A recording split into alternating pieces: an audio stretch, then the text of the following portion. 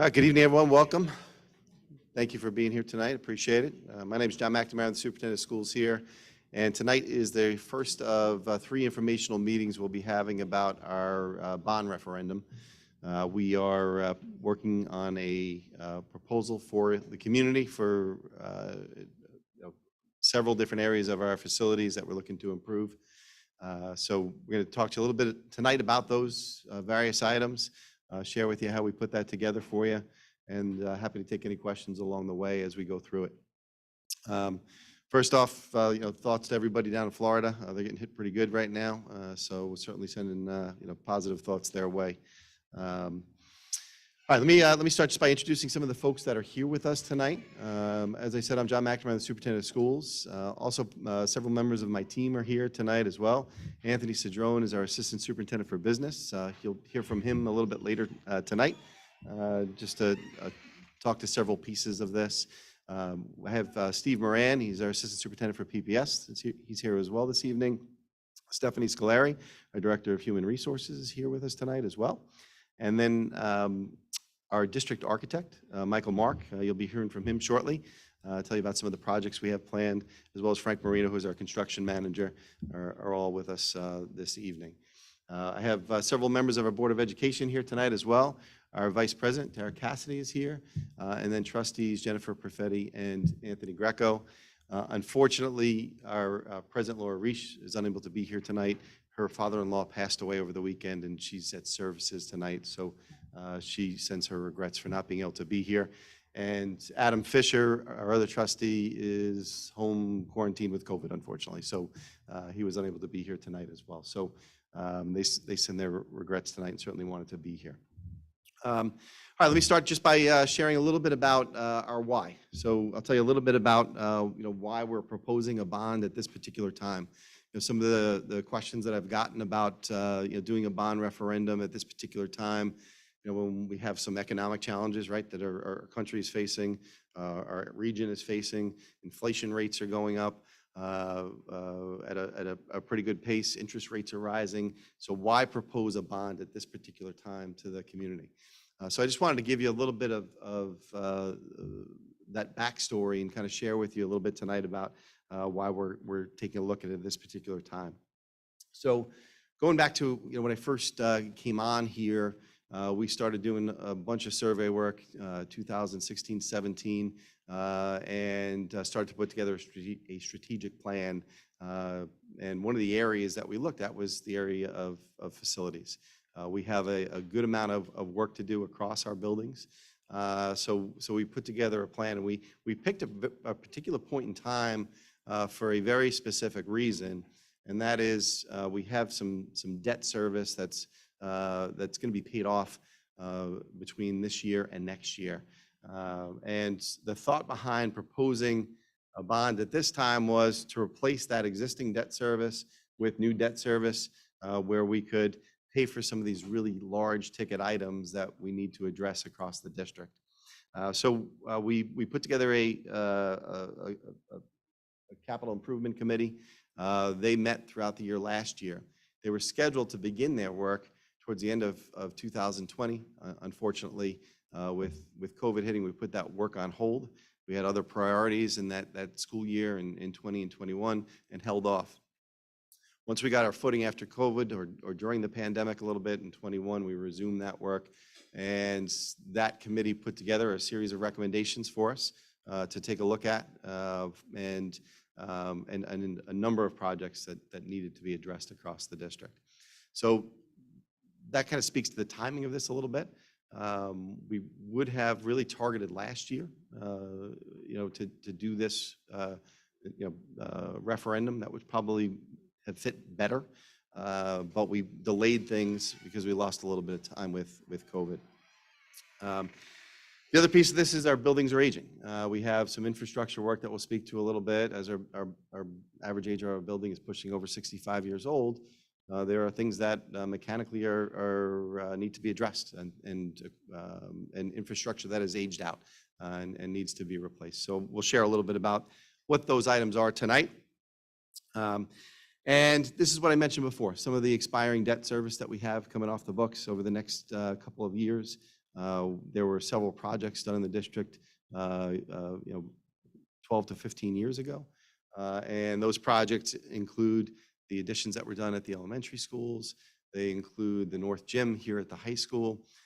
And those projects are going to be fully paid for by the end of 2024. So that's really just to speak to the timing of what was going on behind the scenes and why we had targeted this particular point in time. That's the reason. Another piece of this is doing this work. We get aid back on a good amount of the projects that we do. The aid ratio for our school district is about 62%. That means that for every dollar we spend, we get 60 cents back from New York State over a period of 15 years. So that also creates some offsetting revenue that starts to come in after we complete these projects and do all of our final cost reports and report that to New York State. So that helps offset a lot of these costs. That's dollars that ultimately come back to our community to help pay for some of these projects. Another question that I received, over the past several weeks was, why are we holding a bond vote in December, not with our traditional vote in May? The reason for that is so that we can really kind of start that work. I spoke to a little bit earlier how our timeline was thrown off a little bit with COVID and delayed a little bit. There is, just because a bond is approved in December, there's a good amount of lag time between an approval and when work actually can commence. There's a whole permitting process the district has to go through, sending plans up to New York State for review. And none of that can start to happen until there's a voter approval, right? Voters are going to approve all those projects, whether it's through a bond, whether it's through a capital reserve project, right? There's always a voter involvement in that process. So we can't start to submit plans until that voter approval takes place. So December, by doing this in December, it allows us to catch up a little bit. If we would wait to May, we'd be further delayed. We can then start to submit plans for projects that we'd like to potentially tackle in the summer of '23 right away. We're already starting that process of identifying what some of those projects are, not our larger projects, but some of our smaller projects that we can start to do to start to get the ball rolling a little bit. So that's a little bit of a reason why that's the timeline. And what we're going to talk to you tonight about is 3 different propositions that we're going to be proposing to the voters. Proposition 1, I'm kind of calling our infrastructure project. It's a lot of big ticket items. It's really kind of in 3 major areas that we need to address. Proposition number 2 is a combination of some athletics, our district auditorium, and some playgrounds. And then proposition number 3 is for some cafeteria and kitchen renovations, our high school library renovations, some courtyard renovation, and bathroom renovations across the district. So those are the 3 different buckets. The way we're going to structure the referendum for you in December is we're going to put it together so that you, proposition number 1, if that passes, then proposition 2 or 3 could pass. If proposition 1 does not pass, then proposition 2 or 3 cannot pass.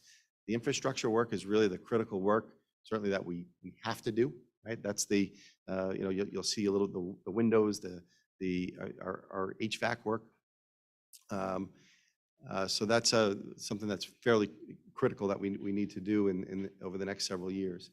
And then some other projects we'd like to do that will really enhance and improve our facilities to make them, the great facilities and the great community that we have. All right, so this is the first of the propositions, and really, as I mentioned, it focuses on 3 areas across all 5 of our buildings, and that's window replacements, unit ventilator replacements, and electrical service upgrades in all 3 of those buildings. You can see the costs are significant for those 3 projects. The window replacement alone is close to $17 million, close to $20 million for the unit ventilator replacements, and then the electrical service upgrades are about $3 million. So that first referendum is $39,500,000 that we'd be proposing and that work would be done beginning probably summer of '24 and continuing on all the way through 2028. Over the course of those 4 years, 5 years, we'd be completing that work across the different buildings. We do as much work as we can in the summertime when students aren't here, but because of the scope of this work, it would really have to be done on a rolling basis even when students are here, and closing a classroom, addressing that issue, reopening that classroom, and moving on. That's how big the scope is. It's not something that just can be done in 8 weeks in any given building. So I'm going to invite Michael Mark to come up, just talk to you a little bit about these 3 projects, the window replacements, the unit ventilator replacements, and then the electrical upgrades that go along with it, and how that looks a little bit different in each one of our buildings. We have different types of windows and different areas that need to be addressed, and all of the efficiencies that will be created as well with that. So turn it over to Michael Mark for a little bit. Michael is our district architect. So for each of our buildings, we can start off with the window replacements. You can speak into the microphone because we have some folks at home that are listening. Oh, I can see it. Okay. Hi, how are you? So we have different types of windows depending on the type of building that we have. The simplest type of window is what we call a punched opening. Wantagh Elementary has those. It's a wall with openings where the windows are. As we go through other buildings, like the high school, we have what we call window wall, which is like this, where it's an expansive extent of windows. And also in the middle and high school, we have curtain wall. Curtain wall is where it's the entire exterior wall is made up of windows and window components. And that would have to be removed and replaced. So that's going to be done for energy efficiency, for making the building tight, and so our heating and cooling costs don't go out those windows and doors. The spaces will be less drafty and less noisy as a result. Mandalay and Forest Lake are a bit unique in that that also is similar to a curtain wall in that that replacement involves the replacement of the exterior wall.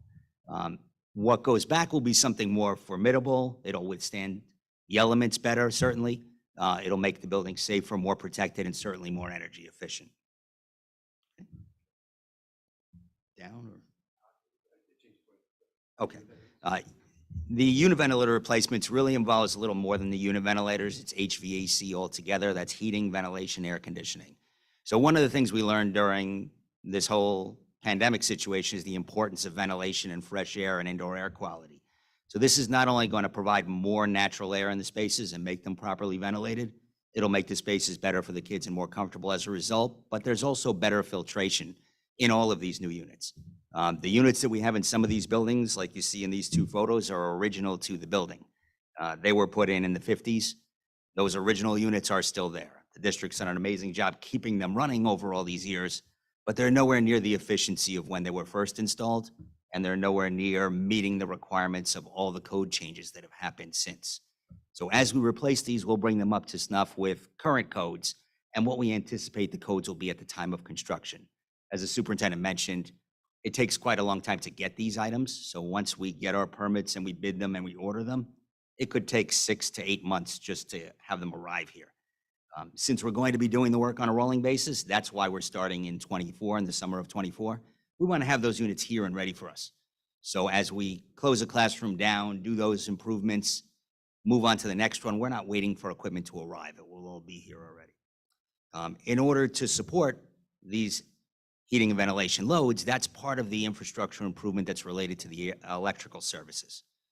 The electrical service itself, that's the power coming into the building, is undersized in a lot of cases.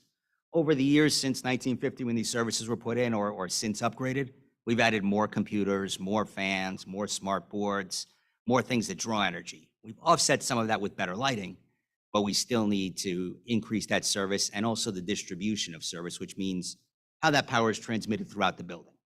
We don't want it so when our air conditioning comes on, our lights dim. We want the air conditioning to be on its own panel and circuit so it's independent of everything else. That's better and more importantly meets code. This is sort of a graphic example of the middle school. We did these plans for every building. All the blue spaces you see are spaces that will have the indoor air quality improved as a result of the heating or ventilation and air conditioning requirements. In most cases, that's unit ventilators. In some cases, they're rooftop units that sit on the roof. Okay. Same thing, we have these plans for every building, also changing the windows all around. And some of those referendum C that you'll see involve the library, the cafeteria, media center, district auditorium, as we mentioned. Those will be explained in a little more detail a little bit later in the presentation.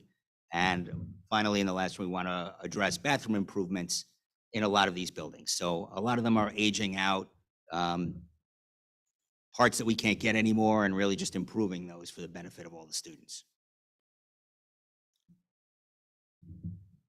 Yes, we can stay up there, Michael. I'll just speak this a little bit. So part of,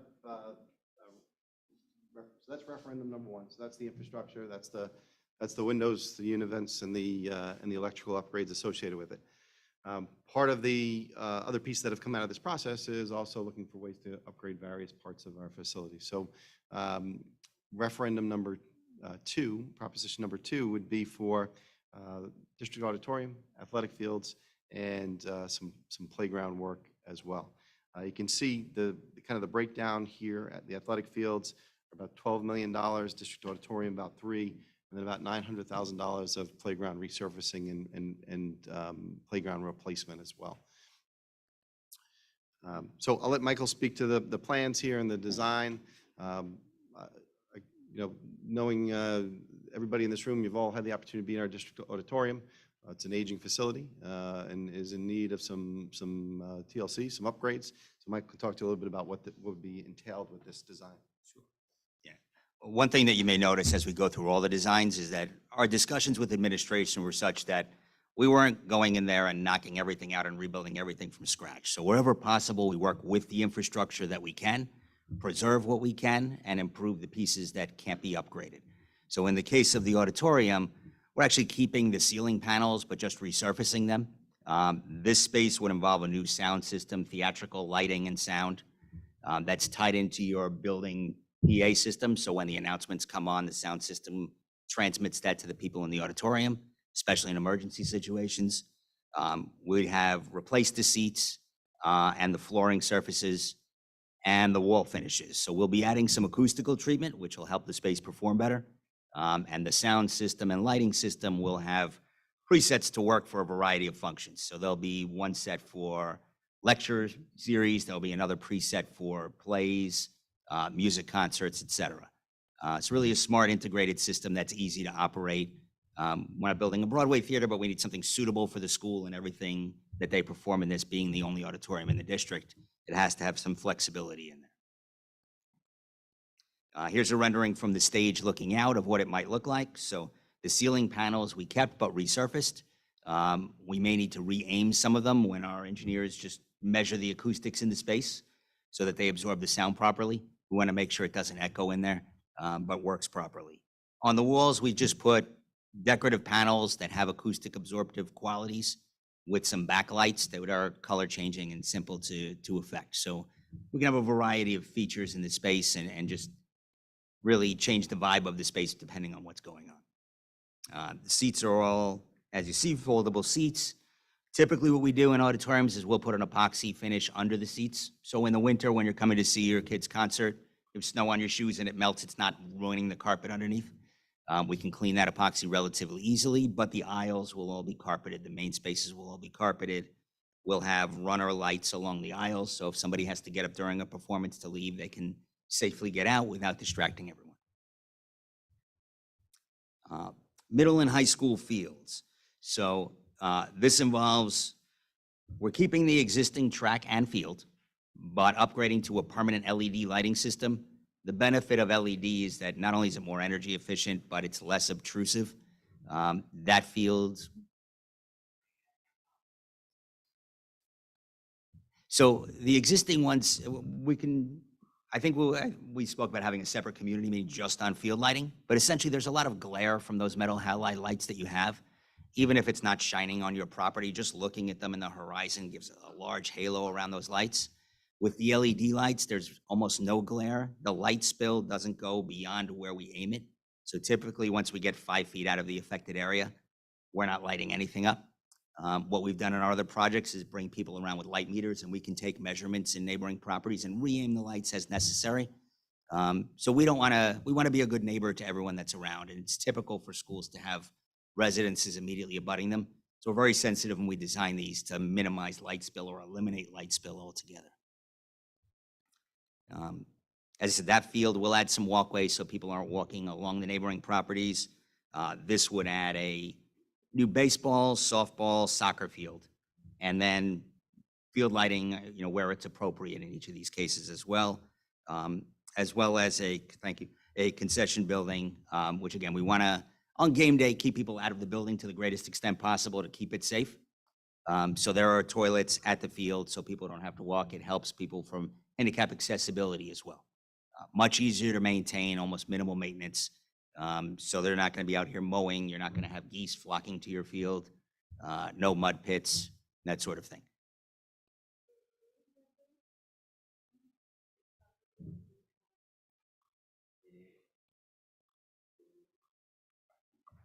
So you see a walkway leading from the top down to the concession bowl, but we also extended a walkway leading out to where baseball and soccer are, and added some visitor bleacher on the opposing side so that we have some more seating available. Yes. Ease of maintenance, it's simpler, it's safer. We're finding.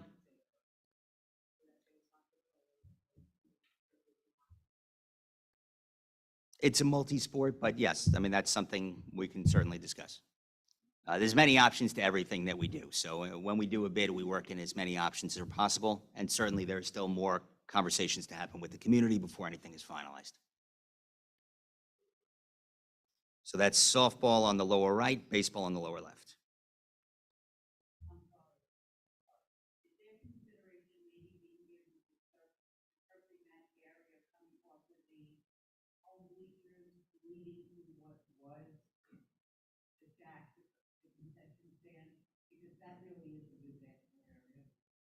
There could be, absolutely.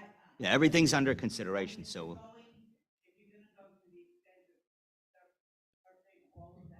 Yeah. You're referring to over here, right?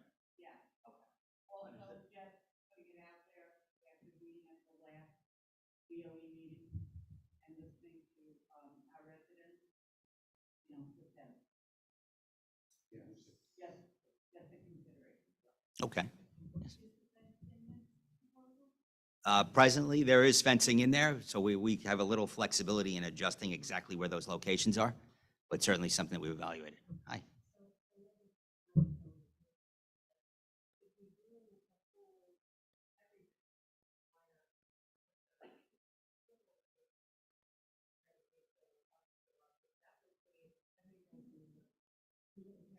We're not moving or relocating the existing football field and track. It would escalate the cost by several $1 million to do so.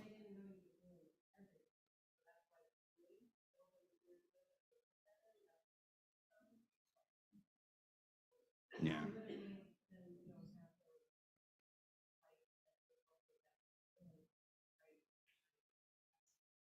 They won't be shining into the houses. We can show you examples of it as we get further along. That's a good diagram that Michael showed me, but I kind of show you where they project. Are the lights exclusive to the football field, or will it be all around? Not exclusive to the football field. Will it be all around? They could be. Right now, we have in the budget for that, but that's, again, for discussion with the community. We want everybody's feedback absolutely before that scope is finalized.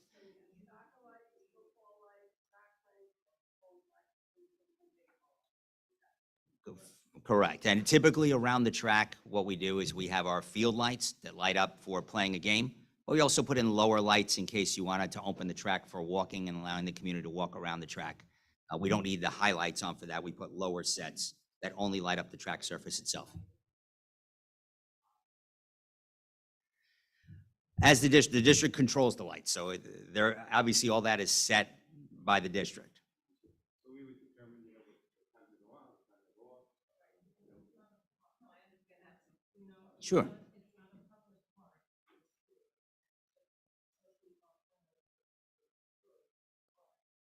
Yeah, again, those are all district parameters. Schools always have first priority over the fields.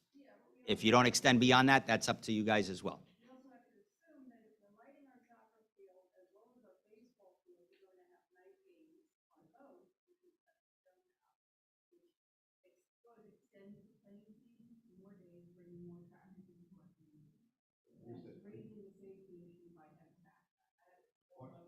part of the, just to speak a little bit, so part of it is, just put me aside for a second.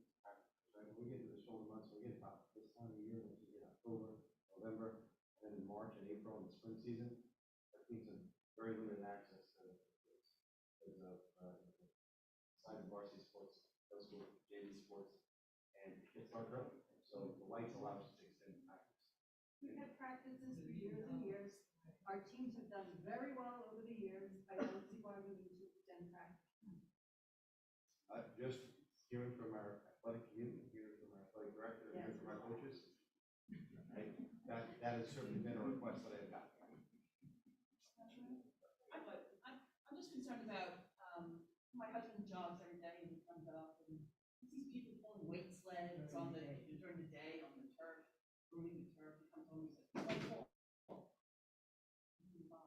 But if we do all this, where's security? Because where's facilities? There has to be a big upgrade in that department. For this to be maintained from paying for it. Because he gets so aggravated, people, coming out, taking a weight sled, pulling it from the parking lot and dragging it across our turf. Bicycles, scooters. Who's gonna properly, So part of, right, so part of this is we certainly understand the need for more security. Obviously, that costs more money. Having to extend that out over time, right? So we've slowly, incrementally started to increase our security. Time this comes into effect, we certainly hope to have night security on a full-time basis. Right now, just on the weekends, we have those security patrols. So that would certainly be a piece. One other thing about like whoever is wanting, whoever brought this, if it's people that they students, I understand about having fun with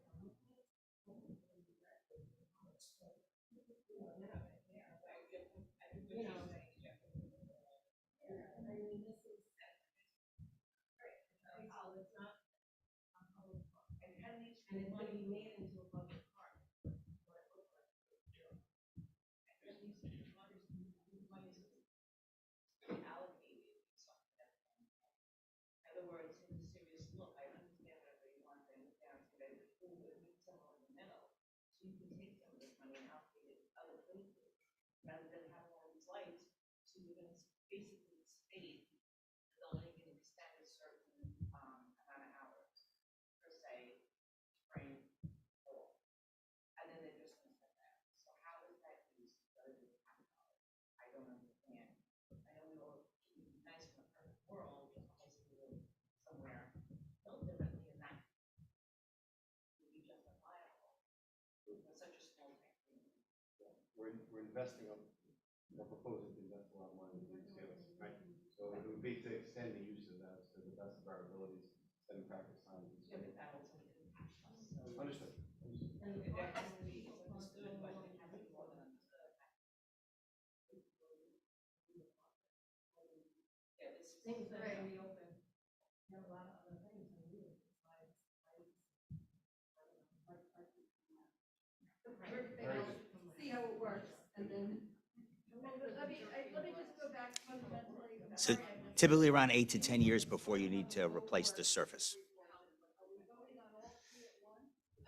8 to 10 years from now, I don't know.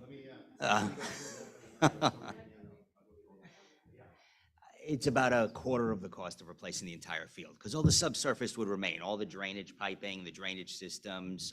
There are systems now that actually recapture a lot of the infill on the turf and reuse it. So we can recapture about 85% of that now as we're replacing the carpeting on the field. No. Replacing turf is about $300,000.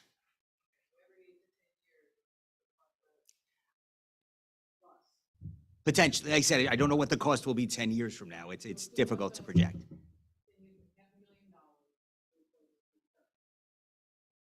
Potentially, right. But again, you're not mowing, you're not using herbicides, you're not doing geese control, you're not losing time on the fields because of storms or rain. You're using fields all year long. There's no geese control, trust me. Okay. Yeah. Yeah. There's two two sides to every coin, right? So there's pros, there's cons to everything. Most of our communities have seen the benefit of this, like the superintendent said, it does extend practice time. It's the school district that oversees how these fields are used, and that your students certainly get first priority, not inviting outside leagues in or anything like that. It's really to extend practices. There's more teams than there were a few years ago. Title IX keeps adding more, so we may have more of those. I wouldn't say it's dwindling. I'm just gonna correct that for a second. Not dwindling, right? So we've been very steady for the past 5 to 6 years. Coming up, it's flattened, But but it's. it's flattened, but it's down. I'm just gonna, How many students do we have in Mandalay now? 250, 200.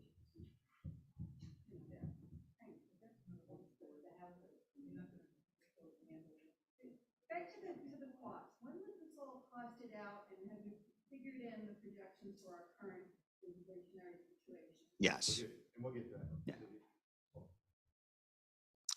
Forest Lake would be the other community field, so here it would just be soccer, back-to-back soccer fields, replacing what's there, and again, the outfield of baseball as well.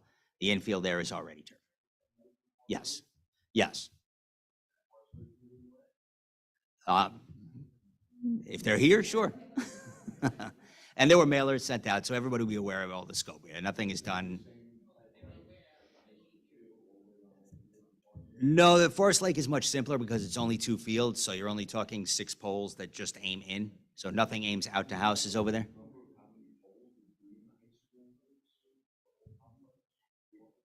Yeah, it depends if we're illuminating all the fields, some of the fields, so that still has to be determined. I think worst case, you're at about 20. About, yeah. Yeah, yeah. But like anything else, there's an economy of scale. The more you do, the lower the cost. It's not going to cut it in half by any stretch, but that's approximately correct.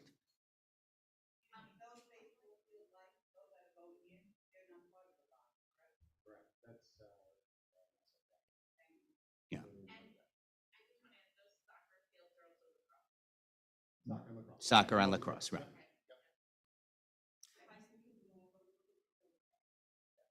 that's what they do now. The middle school, high school kids go there. Correct. That's, I'll show you. Right over here. And the bleachers are back to back, so they're down the middle and face both sides.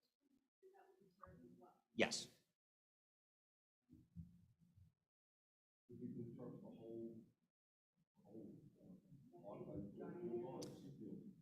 Well, the fields in the area just beyond the fields, the runoff areas for players.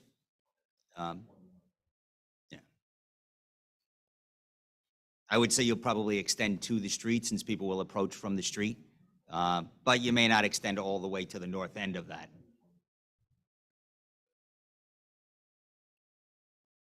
And also the elementary schools, there is some work we need to do to playgrounds, athletic courts, that sort of thing, safety surfacing. The playground equipment is actually in fairly good shape there, but the surfacing could use some work and need to be addressed to meet certain safety standards and head impact standards. Yeah, they're varying, varying from building to building in terms of condition. We've done some replacement of equipment over time. We've had donations and PTAs stepped up and donated various playgrounds. This would allow us to redo all the surfaces, replace equipment that needs to be replaced, address some needs in terms of some of our asphalt areas as well, Mhm. including basketball courts, those kinds of things that we have. Yeah, so playground would encompass the asphalt outdoor play areas, outdoor courts, that sort of thing as well.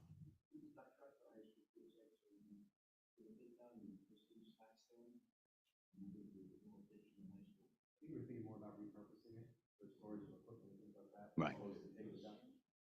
As you know, you're going to meet the road problem.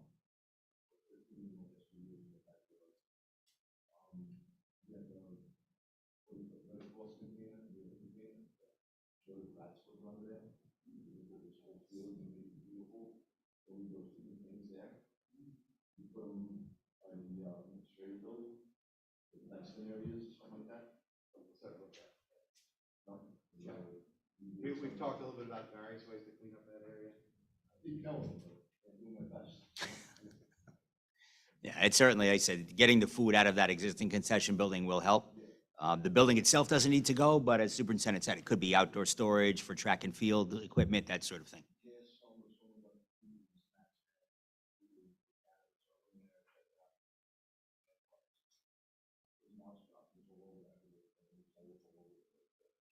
Okay. Yeah, it's something that can be addressed, sure.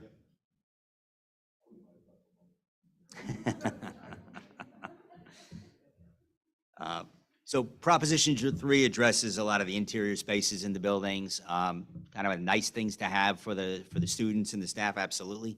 So we can go through these as well. Courtyard renovation here.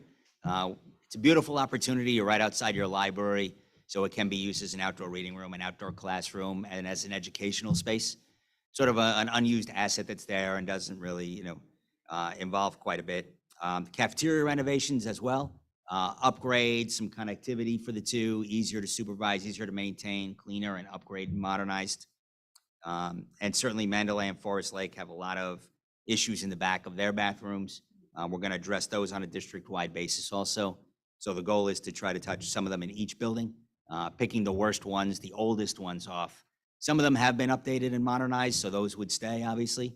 But we want to go back and pick up the ones that are closer to original date, the oldest ones, and bring them up to snuff, not only for cleanliness and appearance, but for handicap accessibility and code requirements as well. This is some images of what the cafeteria could look like here. So the goal is to sort of pull back the serving line. And if any of you have been in that serving line, it's incredibly tight. The kids have to queue up in the hallway right now. So from a safety, security, practical standpoint, the infrastructure would stay, but we would sort of clean up and be able to connect those two spaces so that they're better supervised and have a little more flexibility in the way they're used, and have some concession opportunities there too. So again, it's working within the confines of what's here, new windows, new finishes, really cleaning everything up and updating and modernizing the kitchen to make it more efficient as well. This is the library and the media center. We're referring to media center as 152, 154 across the hall. And it really being able to use that space in a way that's more beneficial and more flexible to do testing, STEM activities, competitions, group study, lectures, all things of an educational component. Again, working with what's there and replacing those finishes. And the cafeteria is really just an upgrade and a modernization. What cafeterias are when I went to school versus what they're used for now is a world of difference. There's a lot more computer activities, esports, digital media, a lot more things happen in that cafeteria than just books. The books will still be there. They'll still be a part of it. But certainly we've been upgrading those in all the schools that we touch, really making them a lot more flexible, a lot more usable, and a lot more inviting to the kids, a place that they want to go to and spend time in.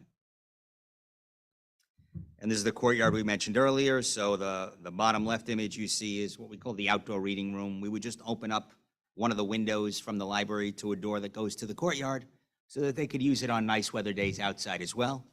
The dome you have in there would go and be replaced with some tent-style canopies to make a shaded outdoor classroom area. Again, could be used by any subject. You could teach art, poetry, math, history, science out there. We can provide access to water and electric out there as well. We talked about a portable demonstration table where a science class could go out there and teach them about horticulture, weeds, trees, the sky, clouds, all those sort of things. So really just a flexible learning space. It's a great asset that you have that we think is a little bit underutilized now. It could certainly be improved.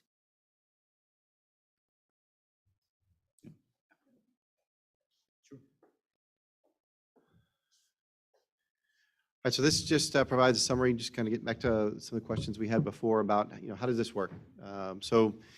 Here's just a summary of the three propositions. Instead of, obviously one large proposition, it's broken into three different things.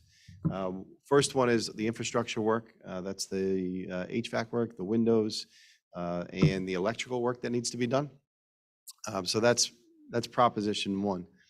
Our goal with Proposition 1 was to be as budget neutral as we could with Proposition 1 by using the projects there to replace the debt service that was coming off the books in 2023 and 2024. to accomplish those projects that way. Those are really big ticket items that, as a district, we don't have an opportunity to replace such a large amount over, over any one budget cycle, or even doing through a capital reserve fund would take years and years to accomplish. So this is an opportunity to do those big ticket items that need to get done in the next couple of years. Referendum Proposition 2 would be the athletic fields, the auditorium, and the playgrounds. If Proposition 1 did not pass, right, Proposition 2 could not pass. So in other words, Proposition 1, it's the infrastructure, kind of the core that we need to do, building envelope kind of projects that need to be accomplished. That would be, that needs to pass. If that does not pass, then 2 or 3 cannot pass. We're not going to spend money on some really nice projects, but nice to have projects, until we can address the building infrastructure projects that need to be done.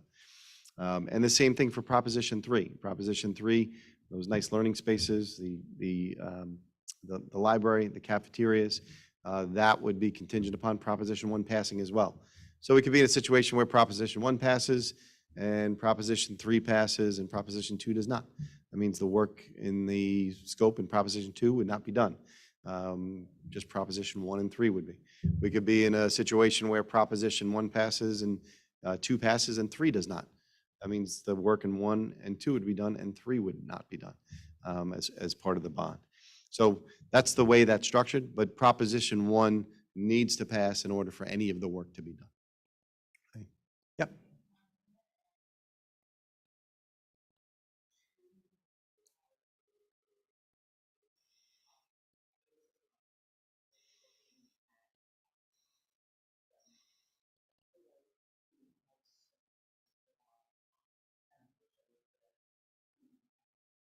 Mm-hmm.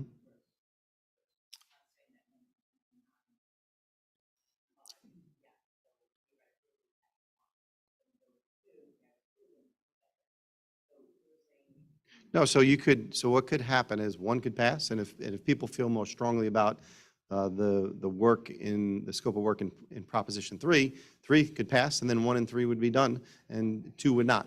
Yeah.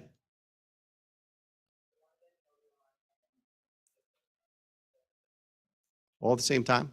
Yeah, we're going to put them all up on December 6th. Whatever you like. Yep, whatever you like. If you like none of them, you check no on all of them. If you like this one and not this one, just to give the community some choice in terms of the scope of the projects that we're going to do. Sorry. Correct. It's all in one unit. You only get really one opportunity in probably 30 or 40 years to do this type of project. So being that we're also obviously replacing windows, we don't want to put in window units in brand new windows.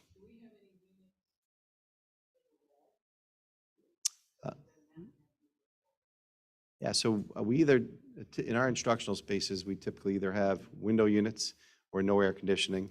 We do have some rooftop units in some of our larger spaces, but it's really just window units in office and classroom spaces. Yep. Yep. Yep. Yep.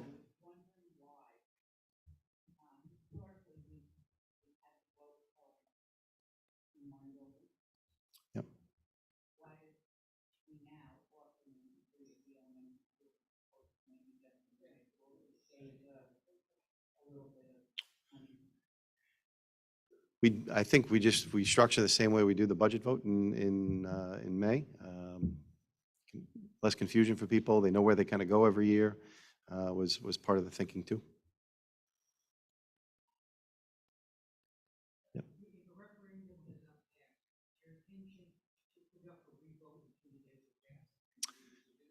I don't know the answer to that. At some point in time, we could consider that. I think it really depends on what happens, right? So if, let's say, the infrastructure work doesn't pass, that's something that we're going to need to continue to attempt to address. If the community speaks strongly about the other projects and is not showing a desire to improve the facilities, well, that may just tell the story, right? So I think it depends on maybe what the result is and what the feedback is from the community in terms of what the next steps would be. But what I would say is the infrastructure piece is the critical piece that certainly, I would certainly look to bring back to the community if it didn't pass. Go back to the state reimbursement. So right now, today, so 50%, is there a guarantee of that continuing and it's still for how long? Yeah, I have a couple of slides that we're going to speak to some dollars and cents about. I'm going to have Anthony Cedrone, our Assistant Superintendent of Business, speak to that a little bit.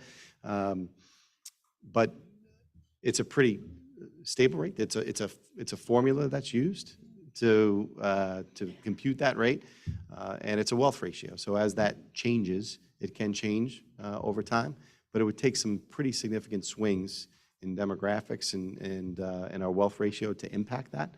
But it's not 100% stable. It's recalculated, and that's where it currently is. Sure.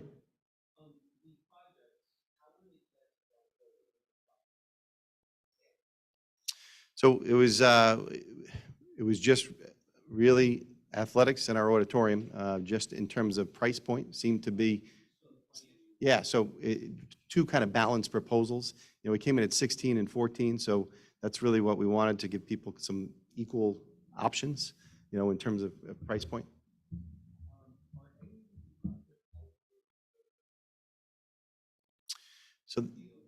So there's always opportunities for grants.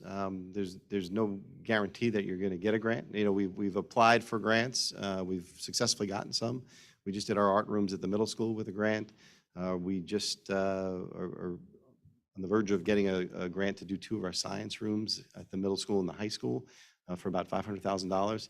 So we'll continue to pursue those opportunities. And when I show you the list of some of the other projects that we also would like to accomplish, there's some other things in here in our capital reserve fund and through our district budget that we'd like to accomplish. Those are great projects for us to also pursue grants for. And if we were to get a grant for something, let's say an opportunity came up for a great grant for something that fell within the scope of one of the projects we're proposing to the community, the opportunity to not borrow that money and use the grant money to offset always exists, right? So we could say, listen, we found a great grant opportunity, and we're going to be able to accomplish all of our playgrounds. We wouldn't borrow the $900,000 that's being proposed for the playgrounds, and we would do, you know, the playgrounds through the grant. So, you know, and not incur the cost of borrowing.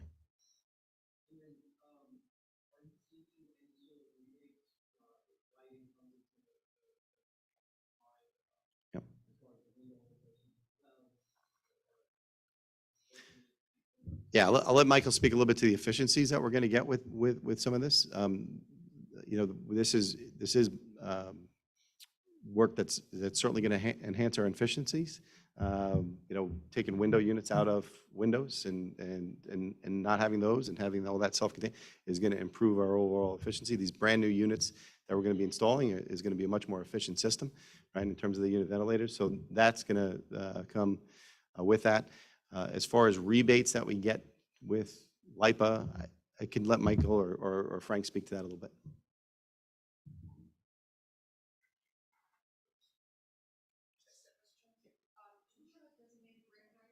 We don't. We're looking at it. This totals, am I correct, approximately 70 million? Just shy, yeah. Okay, because I see more grants 69 and a half. 75, 87, so this is accurate? Correct. Yeah, so this is at 69 and a half. I'll get to, so the number 87 has been out there in the universe, right? And the reason for that is when we identified the whole scope of all the work that needed to be done, that was when our capital improvements committee made that was the number that they said, this is the scope of work that can be completed across the district. We have some other funding sources we'll use for some of those other projects. I'll share that in a second. Okay. Questions. So 3 bonds, assuming that they pass, how long do you estimate that they would take to pay off? 15 years. 15. So just keep in mind though, we don't borrow all the money all at once, right? So that's done in stages. Right. So probably the first borrowing with this is probably looking at 2024 when we're first starting to have any type of debt service payment at the earliest. So the way our financial advisors project that was over, for that funding was over 3 years. So the last borrowing would be in like 2027. So if you extend that out another 15 years, that, that we're looking at 2042. I don't know where I'll be in 2042, but that's what we'll be looking at. And we don't, as far as those borrowings, then there's opportunities to collapse some of those, refinance at various points in time, depending on how the notes are written. And also, these amounts, am I correct to understand, I just want to make sure I'm getting it, that these are not accurate amounts, you still have to go out to a bidding process, correct? And all of that bidding process entails going out and putting it out for public bid, advertising. Also, I'm correct to understand that all work that's being done is done with prevailing wage and, okay. Correct. Yep. Okay, that's it. Just one last question, sorry. Where did you get these rough amounts? So, these guys, our architect and Frank Marino, our construction manager, work together. I'll let Michael stand right there. He can explain how that. I didn't forget you. I'll get back to yours as well. Vince's question as well. Yeah. So the bid estimates that we do, so we've walked the buildings, we measure everything.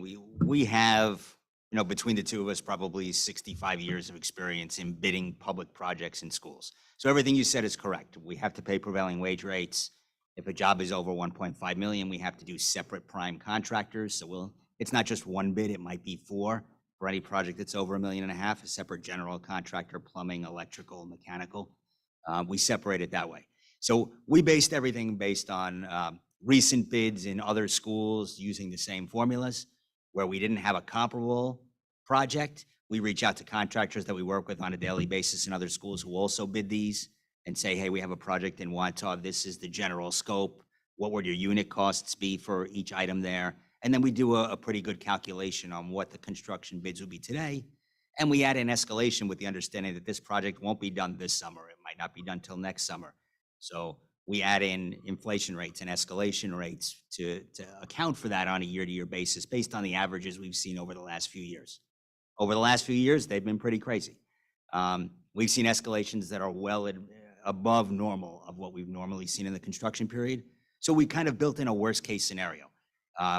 These numbers you see should comfortably cover us. If we bid it and the dollars come in less, then we borrow less on the next phase. We can't do more work than the scope of work that the voters authorize. So if we have money left over, we can't just pick more projects. But we want to make sure that we're covered and hopefully be able to knock off all the projects that have been approved by the voters. Sure. So everybody votes yes on whatever you vote yes on. We have to still prepare plans and specifications, submit them to the state of New York for permitting, the education department, just like you do for your local building department if you're doing work on your homes. They'll give us a building permit. Once we have that permit, we put an advertisement in the paper, public notice, and we invite all contractors to come and bid on this. We'll walk them through the projects. We'll teach them everything that they need to know about the project, answer any questions they might have. And then we'll open bids publicly. Anybody's welcome to attend. The contractors can all attend. Once we open those, we do a little vetting of the contractors. We don't just automatically give it to the lowest guy. We give it to the lowest responsible guy.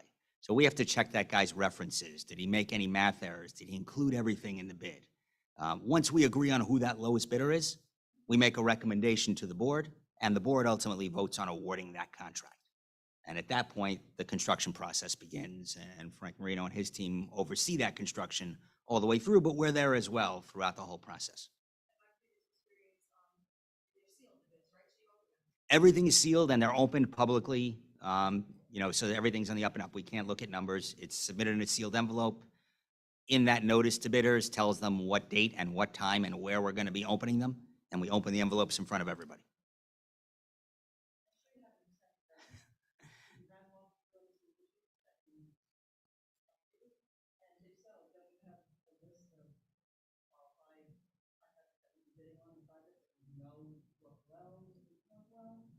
The answer to your second question is absolutely.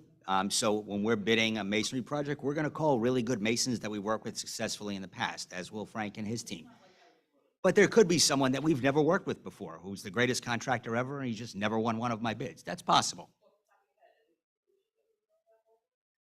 Closer, we're working in Plain Edge right now. We've done a ton of projects there. We've got a few big ones working as well, all capital reserve over there.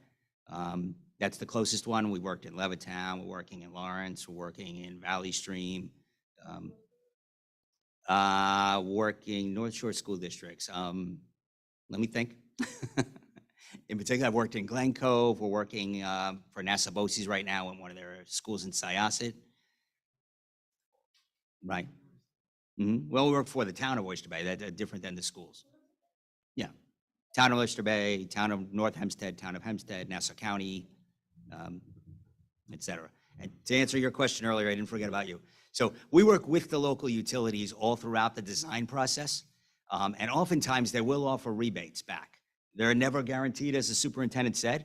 So if we can get rebates on rooftop equipment, on LED lights, any of that sort of thing, they'll issue rebate checks, but those come after everything's constructed and complete.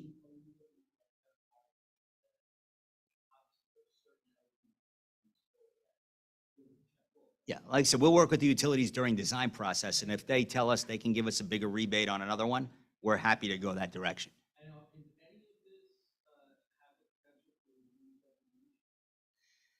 Nothing is slated for lead designation. So I'll tell you, as a design firm, we always design to those standards wherever possible. The lead certification process can be a little bit costly, and a lot of public entities, you're going to spend $10,000 in paperwork on a project to get that feel-good piece of paper, which is noble and wonderful, but it's not a requirement by code. Every time there's a code update, which happens about every 3 years, those codes get tighter and tighter and tighter to the point that everything becomes more energy efficient. Eventually, lead may go away or be replaced by something called well or something else. So we're not aiming for lead designation only because it would add cost, and we're trying to keep costs as low as possible. I mentioned this in the survey. I'm a little concerned with the lack of IT upgrade overall on referendum. Just from an infrastructure standpoint, I don't know if it's going to be hidden somewhere in any of these particular projects. And then you mentioned the rolling schedule. So how is the construction going to impact day-to-day during the school year? Imagine that if you're looking, unit replacements, right now you got a 12 to 18 month lead time on these things. And if you want to have them delivered here, you're going to have to store them somewhere. Right. You're going to have construction trailers as well. So I'm just curious, plot designations, like I would assume that there's some corner of the property that you're looking to designate. I'm well aware that you're going to vet the impact to the children as well. Sure. Yeah. Yeah, the rolling schedule is going to be on a school-by-school basis based on something we refer to as swing space. So we'll work with each principal to say, how many classrooms can you be without? 2, 3 at a time? Close those for a block of about a week.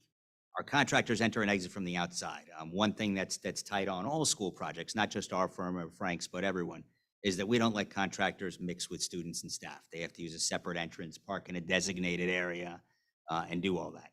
In a rolling schedule, we would, as long as it doesn't impact their ability to teach the kids on a day-to-day basis, they'll tell us if they can spare 2 rooms or 3 rooms or 1 room. We'll close that room. We'll do all the associated work within that room, replace the windows, replace the unit ventilator all at once. When that room gets turned over, if we have all materials on site, we could do that within 3 to 5 days in a room.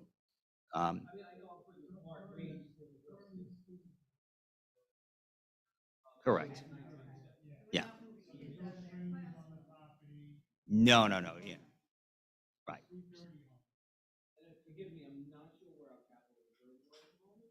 However, can any of this be looked at as a deferred maintenance? Like, the one thing that came to mind is the cafeteria. Like, instead of it becoming a standalone project, it would go into deferred maintenance. Yeah, I think the next slide goes into the cap reserve and the projects will do to the budget.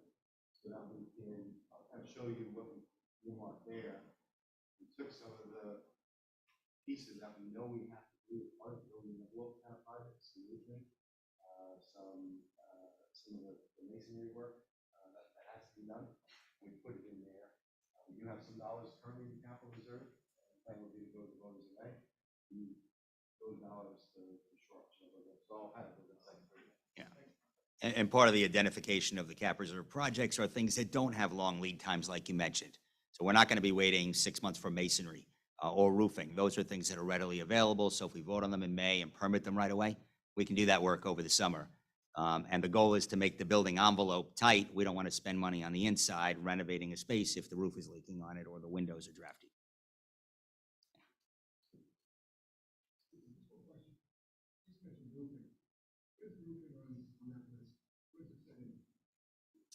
So it's here. So these are the projects, Mike, that we do between cap reserve and district budget.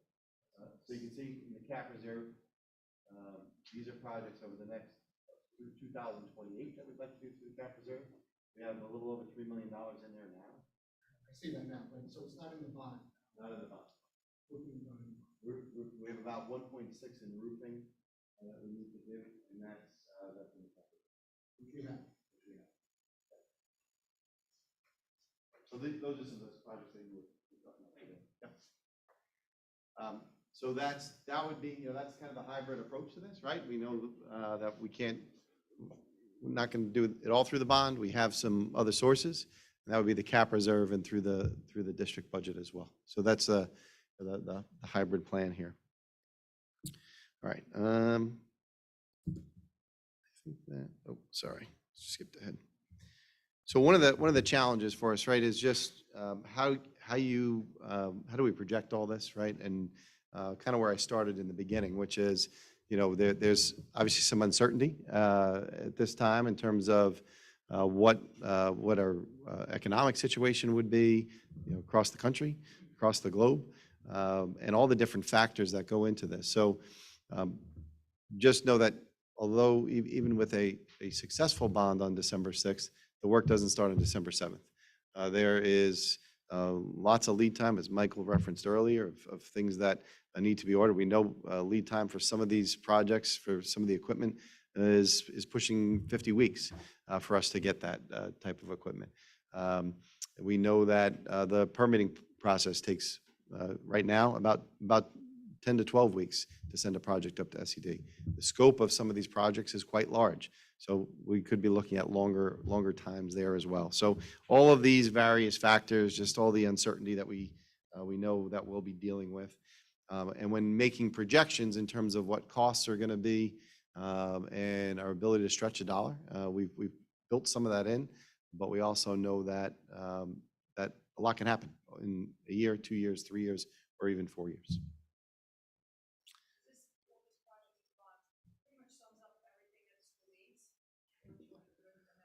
Yes, yeah, that's that. I don't think so. I mean, this is a pretty, so look, the goal here is not to continue to bond, right? That's never the goal. The bond, the projects that we're proposing for the bond are large in scope. They need to be done, and for that, particularly for that infrastructure project, and the hope would be we do a number of these projects, and then continue to use our capital reserve fund, continue to use our district budget, continue to do projects on an ongoing basis. I'm going to let Anthony Cedrone speak to that a little bit.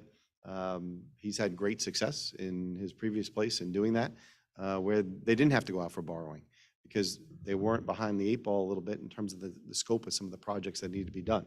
So Anthony, do you wouldn't mind just speaking to that portion a little bit and some of the.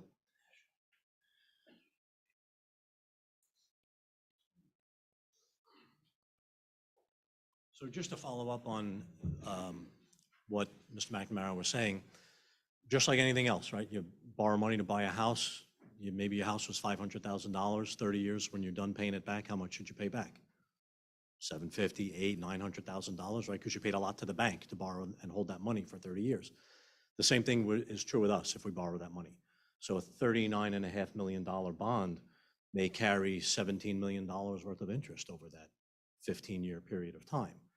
If you had the ability to set that aside a little bit at a time, year after year, pick one. That's Prop 2 or 3, right? That we're talking about using our own money to do rather than borrow and pay interest to a bank. Certainly, though, the scope of Proposition 1 at $39.5 million for the types of things that we're talking about, right? God willing, it's entirely possible that maybe I'm in this room 40 years from now, hearing how the windows that we did 40 years ago need to be replaced. That's entirely possible. But the scope of that and that type of a project is something that even 40 years from now, if you needed to do it all at once, you might need to borrow. However, in places that I have been previously, they did it in phases, right? Think of a building. If a building has 4 sides and you cut it into quarters, maybe you say, hey, our capital reserve has $4 million in it. That does one side of a building. I don't want to borrow the money. Let's do one at a time, and it'll take us 4 or 5 years to do that.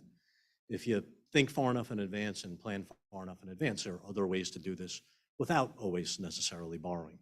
Up until the last, year, borrowing was less of a concern because the money was essentially free, right? Even when we borrowed for tax anticipation notes, which is money we borrow, it's annually, it comes in and it goes back out because the tax money doesn't come in while we have bills to pay. Last year it was 0.12%. It might as well have been free. We did it again for this year yesterday, 4. So up until last year, borrowing would have had maybe been a different conversation. In terms of budget neutral, and we keep using that term, and I just want to address what that means a little bit. And I've explained it here at a planning session, but for the benefit of everybody and that's in the room and online, budget neutral means that in the budget right now, there's an expense, $2.4 million of debt service, right? That's the bill that we pay every year to pay back those bonds that are almost finished being paid off. But all of those projects also generated state aid. They generated state aid to the tune of about $1.4 million, which is a revenue. It's part of that state aid number we talk about at budget time. It's mixed in there in that $19 million. So the net impact to the school is the expense minus the revenue from the state. It's $1 million. Budget neutral in this example of Prop A being budget neutral, the numbers won't be the same. If you borrow $39.5 million, the payment will be higher than 2.5, but the aid will also be higher because you're doing more work. So in the example that our fiscal advisors have costed out for us, that's a $3.5 million debt service payment, which would be the expense in the budget. That work generates $2.5 million worth of state aid.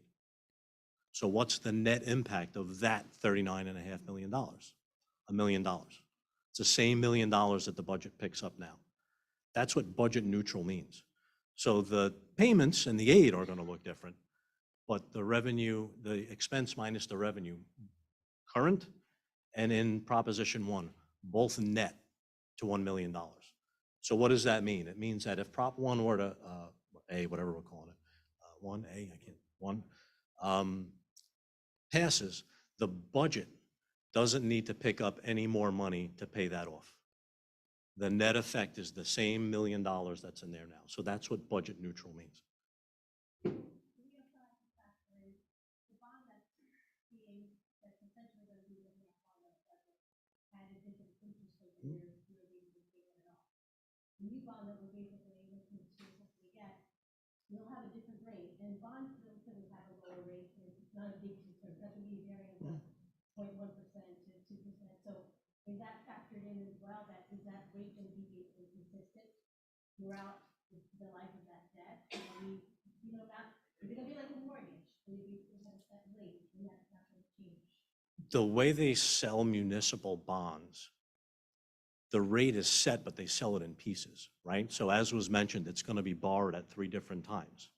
So the rate's going to be different each time you go to borrow. Then they sell them in $1 million increments typically.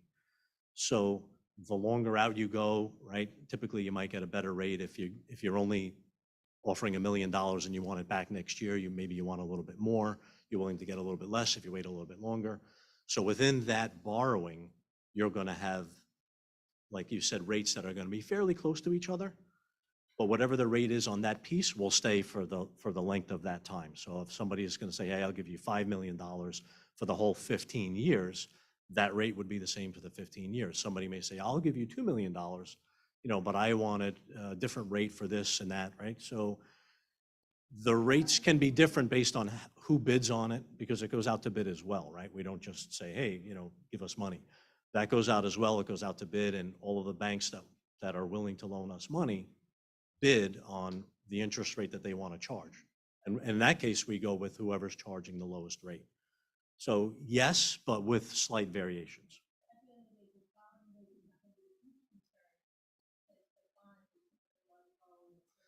They're typically lower, and municipal bonds, which is true in our case, are also the interest that the bondholder earns is exempt from federal income tax. So it's a little more attractive to people that loan us the money. So as a result of that benefit, you don't pay as much to borrow the money. So that's why they're lower to you, a little bit lower typically, to your point.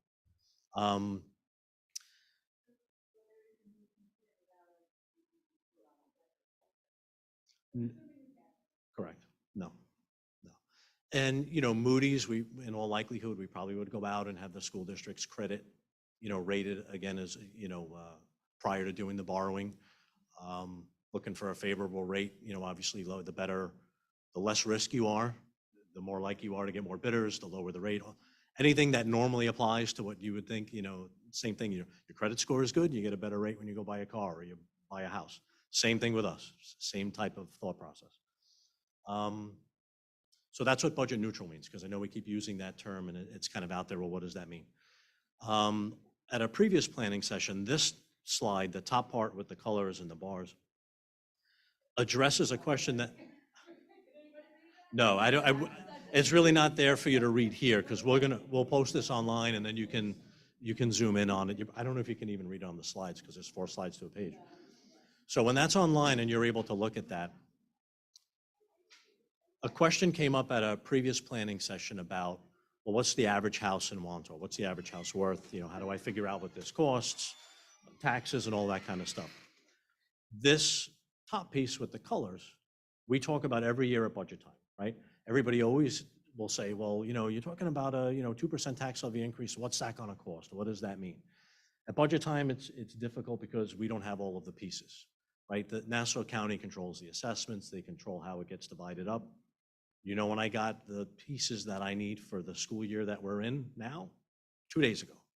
So in May, if I guess and I guess wrong, people get upset because they think maybe the number's too high. If I guess and I guess low, Newsday swoops in and says, you're out of your mind, you don't know how to estimate. So it puts us in a pickle every May, but that's the conversation we have about what is that going to mean to me? And everybody understands why, as somebody who lives here or who's voting on a budget or on a capital project, wants to know what that number is, right? It's a normal question, and we do the best that we can to project it, both in May and now.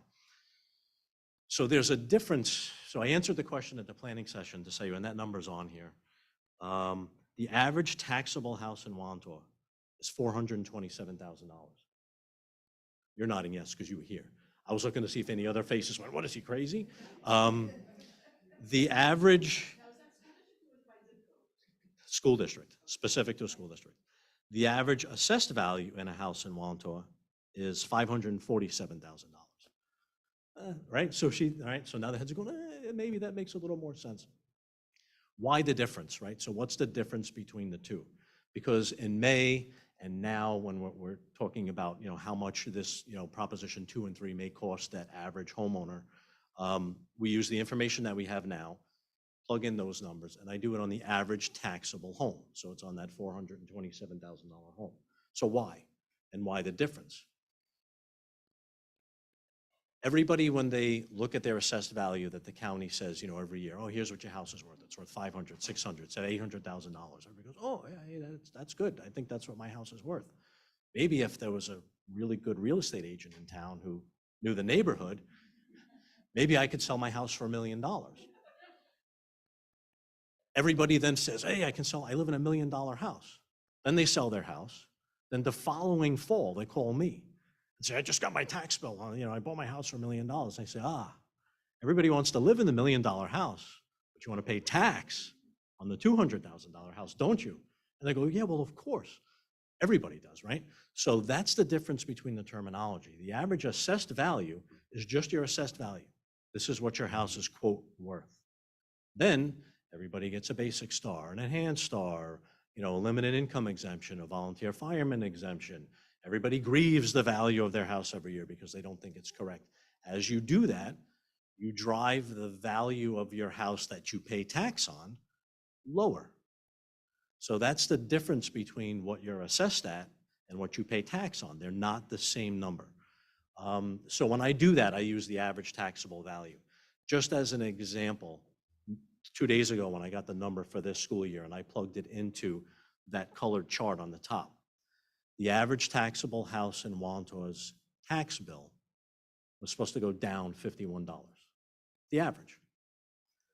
The average happens to also be about the median, so I like to just say 50% of the people in Wantagh would get a reduction greater than $51, and 50% of the people would get something in the other direction, positive, where maybe it went up a couple of dollars. So that's how we apply what we know to this scenario. And then the question becomes, well, where do you get the 427? Where do you get the 547? Where do you get all these figures that you plug in? The bottom part, which again, I know you can't read, it'll be online. In that white box with the highlighted, I get a report from Nassau County. Remember, they control the assessment. They control how the taxes are divided between homeowners, store owners, utilities. That bottom piece on the slide is Wantagh's numbers. Right? There's 5,823 homes in Wantagh. I don't know that because I drove around and counted. The county, the assessor's office in the county said there's 5,823 homes in Wantagh in that group of single and two-family homes. So that's where the information comes from. It's not made up. I'm not throwing a dart.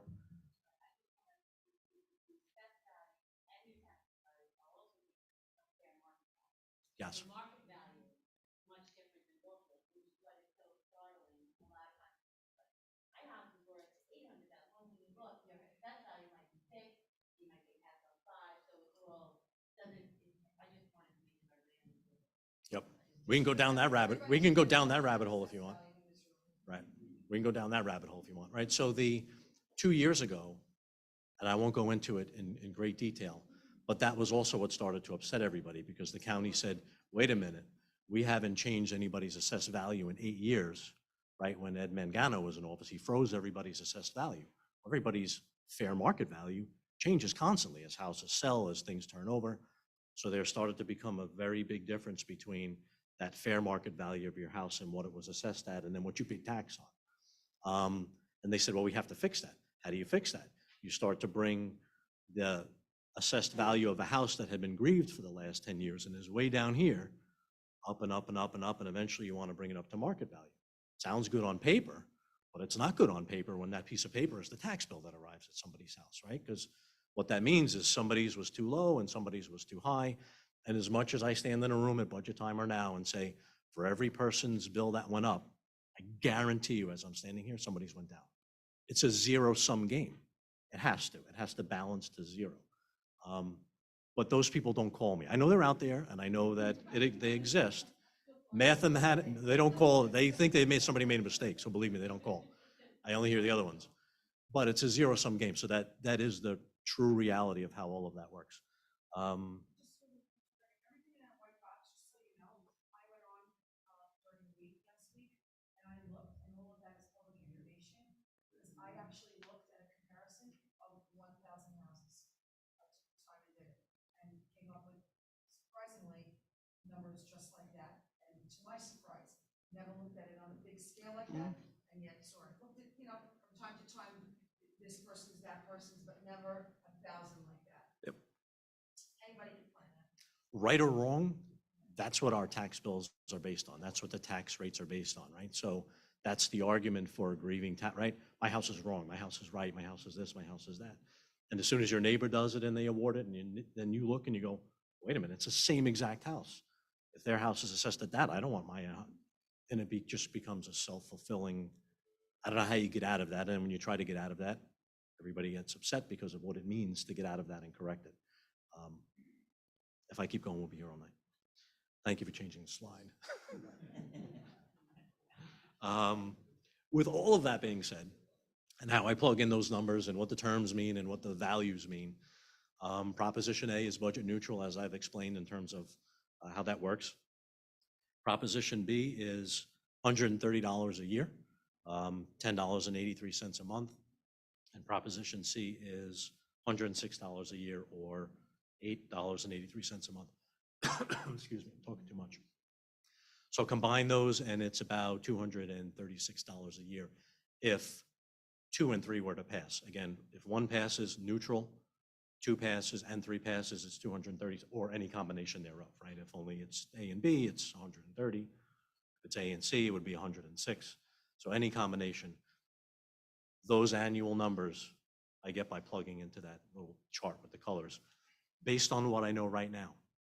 Do I know what assessed values are going to be and how the county is, decided to divide up who's paying what 4 years from now?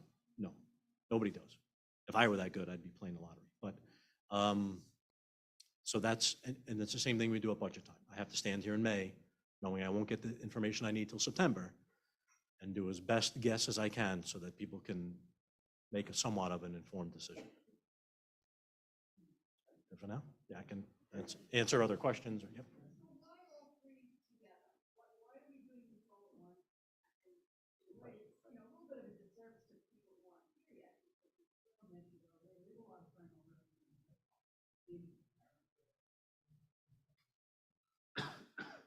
Yeah, so it's a good question, right? It's about giving choice, right? These are the projects that really need to, Proposition 1, they're critical infrastructure. Here's some other things that would really enhance our district. But we also want to factor in people's ability to pay, right? It's not about just saying, look, we love to do all of that and have our kids have the best facilities that can possibly have. But we also know to get there, do all those things and not put them at the bottom, right? Or like we can very well do.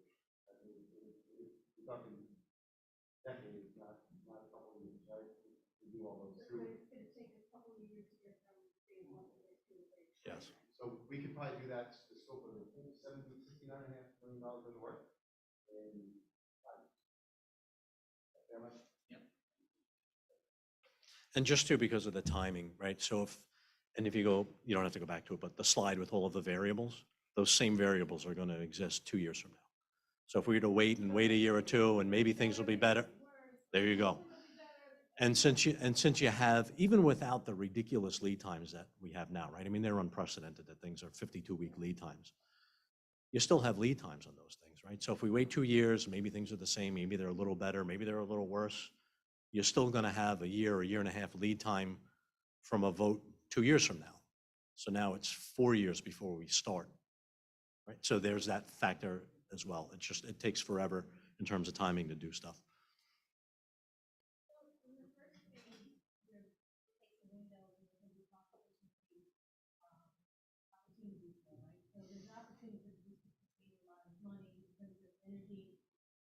Other operational costs. So is that factored in that there's a cost saving benefit there to kind of offset the cost? Security, but you're still saving a lot of money because you're replacing a lot of windows. That's going to factor into, our light bills and any other operational costs. So is the cost benefit around that kind of been provided? Because we didn't build this in like you would in energy performance, right? So I could just speak to the difference between energy performance contract and a bond.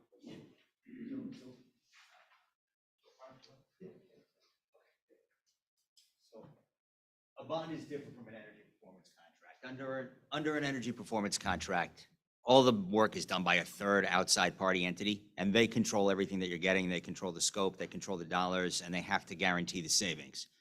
But they're not going to do anything that's necessarily an improvement other than an energy improvement.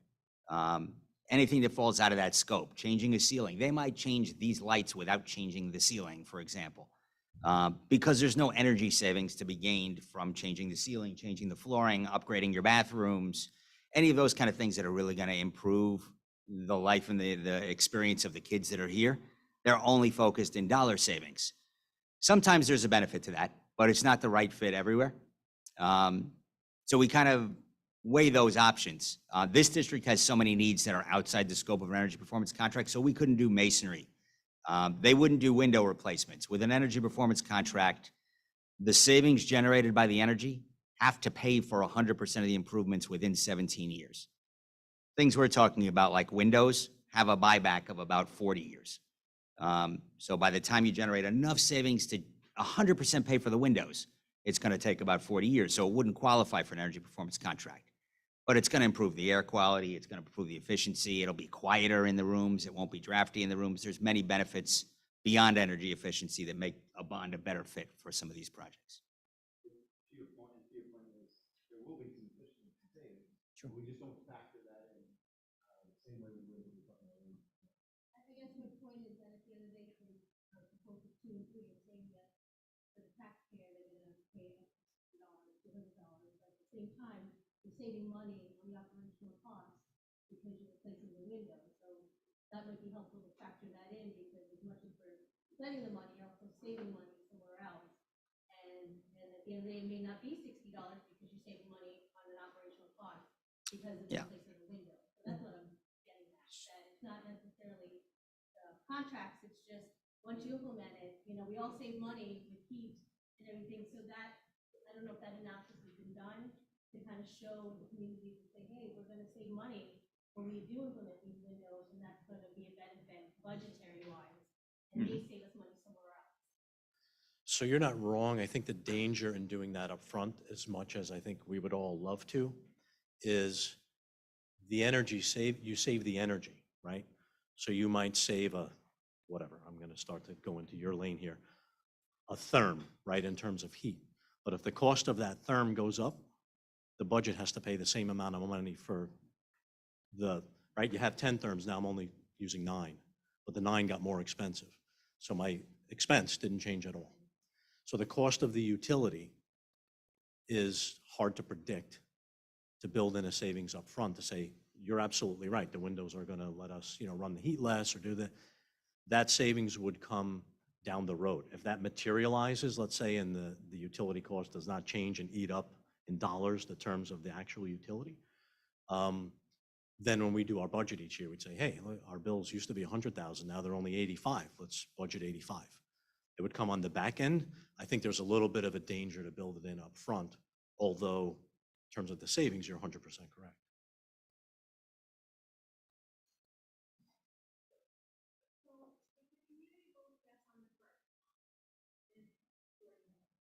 And then you bid it out, it comes in at 45. What does that mean? Can you spend that 45, or you can only spend? You would only have authority to do 40. So if it ended up coming in, let's say next 3 years, costs go crazy, and all the products that we need, so work.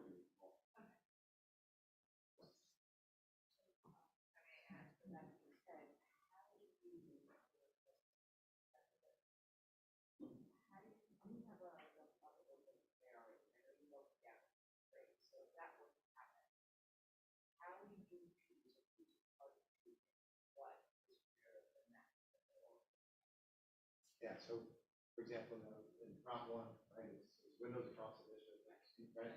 So we would assess based on, right, what use the recommendation of these guys, say, look, these are the places we're going to do first, because that's where the greatest need is.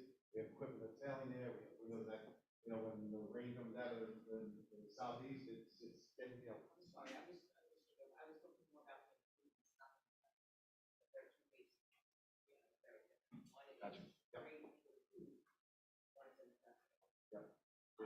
Great. So if those costs come in higher, then that's going to be a discussion with these guys, with the board. Yeah, okay, we can do this much. We can't do this. Maybe it's, we scale back on the athletics and not do concession stands, or whatever those decisions are. Right? I'm sorry. Take the lights out. Take the lights out. That brings us back to why all at once. That first part of you, it sounds like it's essential. So why don't we get our footing and know that that 39 isn't really 55 and move forward? Yeah, so I think. This economy is just. And I think it's, look, here's some choices. These are all projects that we made in our schools, our facilities. I think it touches a lot of different groups that use our facilities for different reasons. And it gives people some choice in terms of if they have some priorities, now they have some options of things that they can't do, right? Based on what the community, look, I know there's the aspect of we want to be fiscally responsible. I would love to come here and tell you that all this is supposed to be right. Do it. You know, we can't do it. But instead of just cutting things and leaving them and never bringing the community for consideration, we felt like let's give the community some choice here. And if they're able and willing and would like to do these additional projects, have the opportunity. And they have that opportunity now, right? If you say no to them, okay, that's fine. Hopefully Prop 1, right? We can go out and get that work done. And if the other things are too much to do there, then we use that. And I want to answer the reverse of that question as well about what happens if the 40 is 45, because it came up before. If the 40, for argument's sake, is 37, we're not allowed to do any other projects. You can only do what voters authorized. So then if you've already borrowed the money, what happens to that $3 million? It has to sit in a separate bank account, and it can only be used to pay back the $37 million that you borrowed. So so for argument's sake, you'd take $3 million and, I don't know, divide it by 10 years, and the annual budget would have an additional revenue of $300,000 a year. In that example, I'm making this up, to be used to offset the payment for that. So that's what happens in the reverse.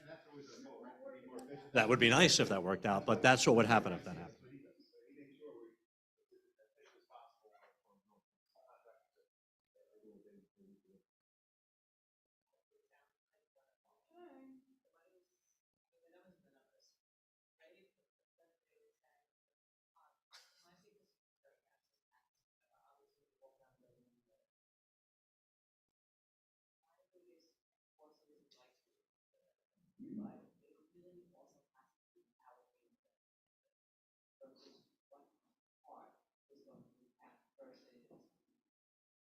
Majority of the student percentage-wise, 4 years of that area is black. And those are the areas that I really look at. And you feel that what, yes, we will have a great, it looks great, but I don't know if it's more than over. I mean, who's going, and how's that benefit them? And the student finance goal, and I'm all about it. I'm trying to put it down, but I just see it as just very. And I think that's why, because we give some choice. Like if that sentiment is from the majority of community fields, and what I think we would say is Prop 1 pass and Prop 3 pass, right? Yeah. It's like a way to board. It's like you don't have a choice. Because if you have it together where, we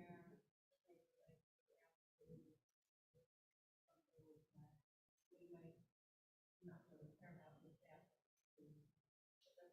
You know what I mean? I think the way you have it grouped together, I don't think it's kind of like throwing people into one thing that they really want. Then I think people have to consider the whole list, right? And feel like that's too much, and they know how they're going to vote, right? And, I just feel like whatever definitely necessary should be done, and then I would go then if you plan and all these other things. I think that's going to do a lot of things. Also, I see the thing, and people are all in next one. So, I will say that's the way if I ended up with next one, I'm not going to.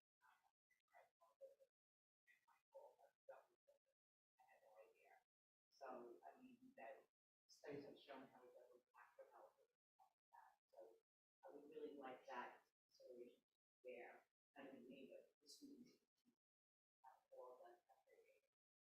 Yeah, I could speak to that briefly. So transformer locations are not necessarily definitively determined by my team or Frank's team. They're in contact with the utility. Typically speaking, we're replacing an undersized transformer with a larger sized transformer. So we're not adding more transformers. We're replacing an inadequate one with a larger capacity one. And they'll be ground mounted, not overhead, not on the poles. Right. And to speak to what somebody mentioned earlier, as we structure these bids, and I know you talked earlier about putting the projects out to bid, we break those bids down. So in the case of the athletic fields, we're going to have unit prices for different aspects of that. And if we end up being over budget on a project, we're going to have a number for the fields, a number for the bleachers, a number for the grandstand, a number for the lights. Those are all separate components in the bid. And if we get to a situation where we're overbid, it is possible that the school board could say, look, we still want to deliver fields, but we can't afford the lights now. Let's put the pipes under the ground and we'll do the lights later. And that'll get us back to where we need to be in the overall budget. So there's going to be some flexibility in these bids for ultimately the school board is the one who makes that decision and awards these contracts. But it's an informed decision and they'll have a lot of opportunities to control that outcome.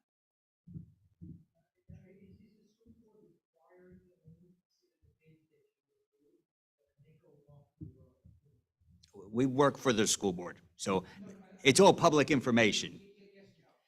Yeah, absolutely. Absolutely. Well, they can only do what law allows them to do. So they have to take the lowest responsible bid by law. They're not allowed to say, I like number 4, I'll take him. It has to be lowest responsible bid. Well, I can't openly reject anything. I don't have that authority. All I can do is make recommendations. And if we did a recommendation to disqualify a bid, we would give the reasons why. We check their references, they don't have the financial capacity, they've never done this type of work. There would be reasons there. Of course. As law allows, yeah. You would have to come up with some really valid excuses to give somebody who's not the lowest responsible bidder. Yeah. And because in a room, I've been in rooms where they open the bids. If I'm the lowest responsible bidder and you chose not to pick me, I would sue you. So I'll tell you what happens. That's not, you don't easily get out of it. I'll explain briefly because this has happened. There's been many times when we don't take the lowest bidder and there are reasons for that. And we can't just blanketly throw somebody out. They're entitled to what's called a responsibility hearing. So if we decide to throw them out and the school board agrees with our decision, that bidder has the right to challenge our decision and go, Not just arbitrary reasons, they have to agree of that course. their insurance keepers aren't right, their financing doesn't back. It's not just, you could just, I don't like them. Correct. It has to be on Yeah. paper what the reasons are, and they. And we have to document all that and we have to back it up with paperwork, et cetera. You know, oftentimes it's reference checks, sometimes it's financial capacity. If they're taking on a $16 million project, but they've never done a project over $1 million, they have to show us that they have the capacity to handle this project. Correct, correct. And responsible is not not taken lightly. So we want someone that's going to successfully complete the project at the lowest cost possible.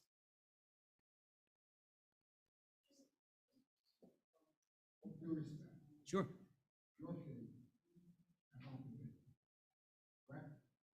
It was a result of a solicitation. So yes, it has. There was a request for proposals. Other architects came in. Correct. Professional services are a little different. So the designs we come up with will be different than the designs other people come up with. There are people that charge significantly more than us. There are people that charge less than us. You know, but a professional services, yeah. So our fee here is 6% of the construction cost. So we don't get the advertisement, we don't get the bonding cost, we don't get the council cost, the cost of the interest, none of that, only the construction contract, the piece that we design and administer and oversee. And that carries out from the beginning of the project all the way to the end of the project. Correct.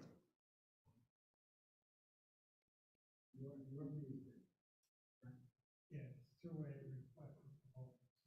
It's public bid, but it's a request for proposals. So we get proposals from other people, they analyze the firms, and mostly it's not construction management firms, but basically the same percentages, around 30%.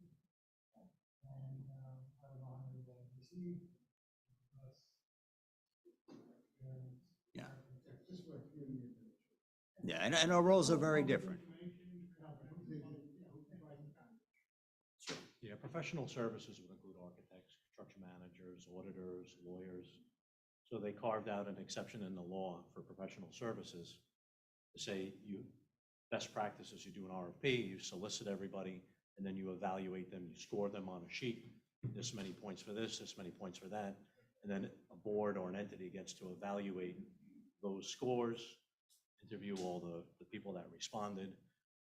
And the reason you don't do lowest responsible bidder, and you're forced to do lowest responsible bidder for professional service, is you want the architect who designs buildings that fall down, right? So there's a little discretion when it comes to a professional service for lawyers, architects, accountants. So, but it is. We did RFPs for both of these guys, and they were the successful. 5,823. How could we get this out? 208 responses with 5,000 households is really Average. I only got That's the first, and the survey's referenced in there. Still be continuous? Yeah, so let me talk that a little bit. So just some of the, You're correct. just so some of the outreach, right? Obviously, we do meetings like this. We're doing two newsletters. One just arrived at homes last week. That was just the first one, just to let people know, look, this is what we're is up for consideration. Our Board of Education hasn't acted on this yet. Right? They haven't adopted any of these proposals yet. They're going to be looking at that at our upcoming Board of Education meeting. So we put that out there ahead of that to let people know, become part of the conversation now, get some feedback. It's football season now. We have a banner, like, seriously. Oh, no, I'm getting, so part two of this is the next newsletter that we already have started, which will go out towards the end of October. It's going to be more detailed. Much of the information that you have here will be there. All of that information, all of this information is we're going to have a dedicated spot on the website, all of that information. We have signs that Tom has made up for me. That will be in front of every building that he already has or is getting this week. That we have the ability to put up one already. Just notify people that this referendum will be in place. Will the website be on? Yeah, so hopefully it's something that gets people to. More than we have currently. Yeah, absolutely. Do we do anything like at the library? Not everybody has kids in school, obviously. Yeah, so I think we put, what did we just put there? Oh, that was the, library's a great partner. We used to drop newsletters at and, so, The first newsletter and the second newsletter was mailed to every home. goes to every home in Wantagh. So every home did receive the newsletter. I got it. I did not. It's always Yeah, or it's in like a flyer or something, yeah. I'm gonna hand the little one, Gail. Before you leave. Hand the little one. okay. My cookies. Okay. Can I ask, if we give them out at certain things, if we give them out at homecoming or? Sure. We also have our PR folks are working on boards for us. They'll be displayed in every lobby, so there's traffic goes through the buildings with the renderings of nice pictures that you saw. Will be there as well. But I just wanted to wrap this up. Just the survey results will be posted on the website as well. You'll see those, and that's the date for the vote. You guys hung in there with us for 2 hours. I thank you very much. This is a long haul. We appreciate you spending the time with us tonight. We'll hang around if you have any other questions.